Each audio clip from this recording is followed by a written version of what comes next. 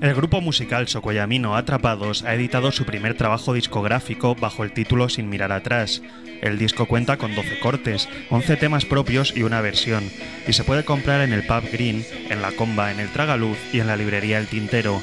El grupo presentará oficialmente el disco mañana viernes a las 10:30 de la noche, con un concierto acústico en el Pub El Tragaluz.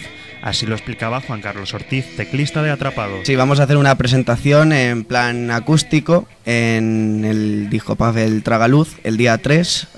Pues lo haremos sobre las 10:30 de la noche y bueno, pues todo el mundo está invitado, venderemos discos, estaremos allí pues tomando algo para hacer un poco toma de contacto con la gente, así en general, lo que es todo el grupo.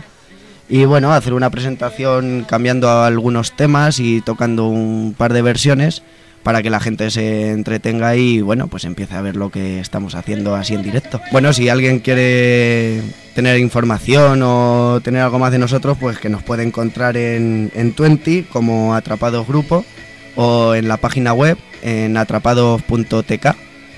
Y nada, pues dar las gracias a toda esa gente que nos está dando el apoyo que estamos recibiendo. Así pues, quienes quieran apoyar a este grupo Socoyamino pueden dirigirse el viernes al Pub Tragaluz a las 10:30 de la noche y disfrutar de la presentación en acústico de Sin mirar atrás, el primer disco de Atrapados. Y piensa en vivir.